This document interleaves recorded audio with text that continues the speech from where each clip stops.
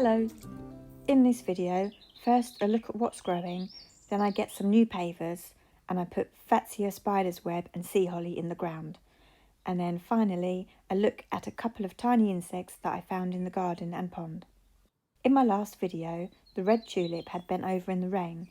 It recovered after a few hours and still looked good a few days later when this pheasant's eye opened. I was a bit shocked the next day to see that the cup had been exactly and entirely eaten off.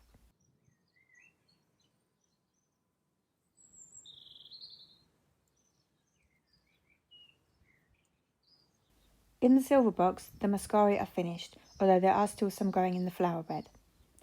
The pheasant's eyes look lovely in the sun. I have a couple that have grown 2 flowers on 1 stalk.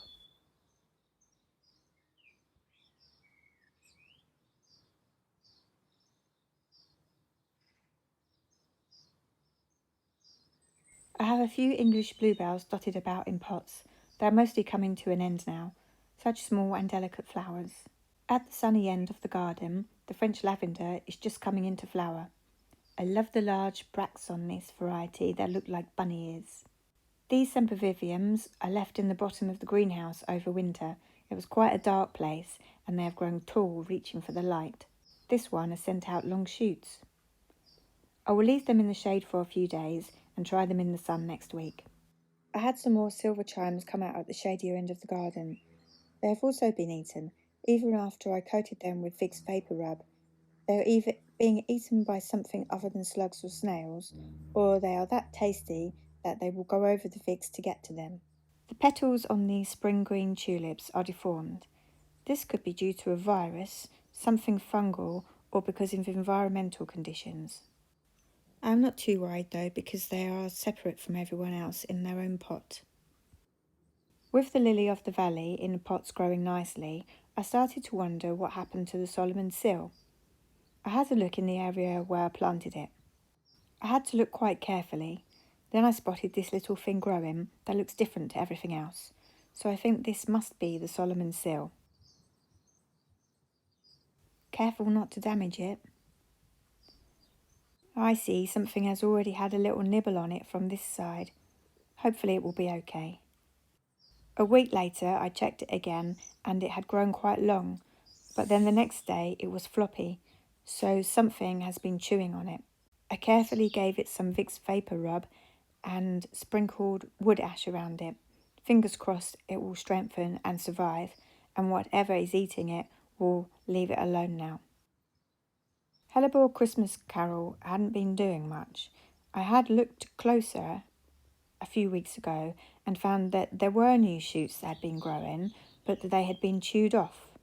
So I circled it with the wood ash and added Vicks Vapor Rub to the chewed shoots, and I'm so pleased to see some new growth which is improving every day. This is the pot where I had the teasel last year. A couple of teasel have reseeded and are growing fast. There's also a foxglove which is self-seeded and it's doing well, even though this can be quite a sunny spot. It looks like this will have white flowers.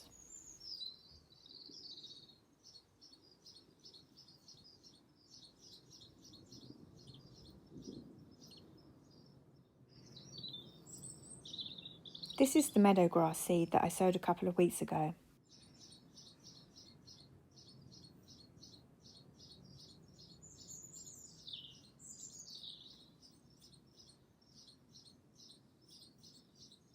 I took delivery of my new pavers, but I haven't got anyone to help install them at the moment. I wanted to get them in place so that I could move around the garden without compacting the ground when walking on it. So I've picked up the last stepping stone and cleared away the grass. I made an attempt to level the ground and added a layer of sand to make sure the whole paver has good contact.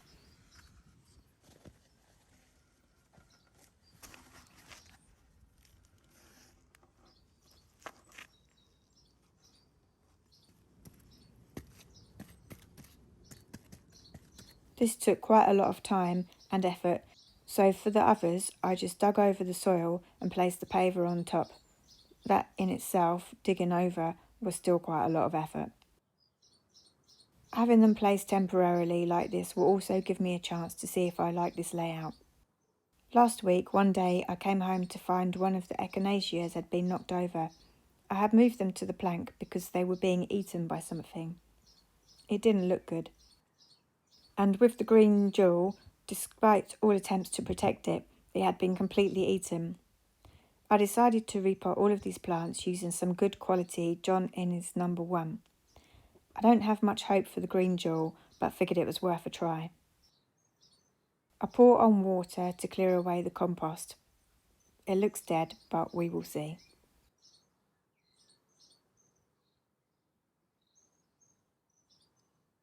I did the same with milkshake and honeydew.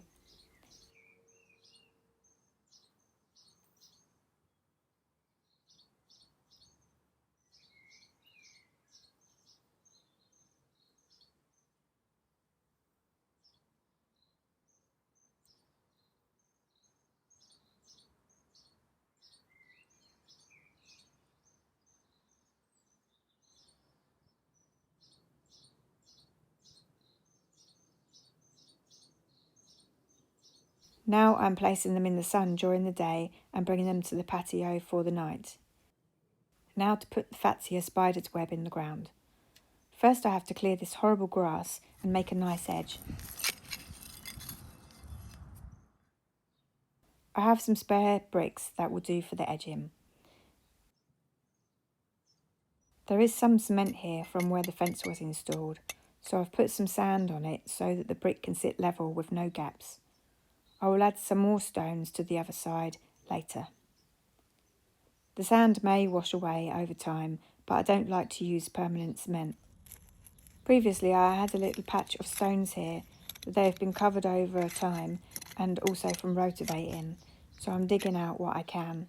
I've made quite a deep hole for the fatsia. It goes into compacted clay, which I have cut into with the spade. Then there is also some loose clay on top. I'm adding a general purpose compost and mixing it up with the loose clay. Fatsia has only been in this large pot for a few months, so we may not see many roots. Wow, I'm surprised to see that is quite solid, and there are a few roots coming out at the bottom. I placed it in the hole and made sure it was straight.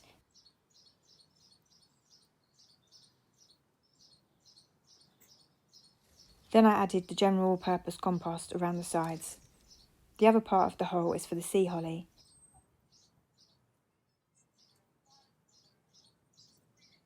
Sea holly should not like these conditions. This one has been stood in this location for a week now and looks okay, so I'm going to try it. Probably it won't like the soil conditions. Anyway, let's see what happens.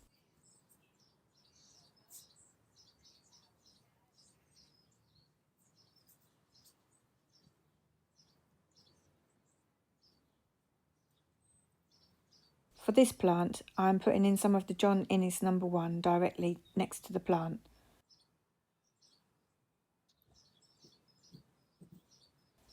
I stacked up lumps of clay to keep it in place.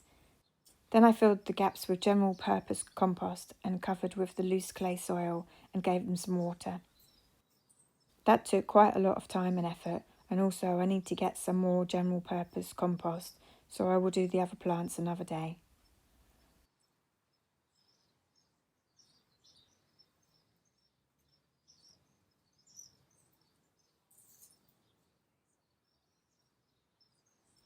For the pond, I bought this piece of wood from the pets department at the range for about £3. I'm wedging it against the plant container. This should give things an entry-exit to the pond. I might need to get some more or put a rocket in the bottom so things can hide, although they could go around the back of the basket where the plants are. There had been a lot of algae growing and I did remove a bit at first, but now it seems to be sorting itself out. Then I noticed this tiny water beetle swimming around. I read about water beetles and found that in Britain there are around 350 species. Some water beetles fly well and they colonise new ponds and can move between ponds, so this chap must have flown in with the warm weather. I hope he can be happy here. The other tiny insect I spotted was inside a tulip. There was also a caterpillar hiding between the petals. This is a type of beetle with scientific name Anthracomus fasciatus. Although it is only 4 millimeters long, it is a predator and will eat even smaller insects than itself.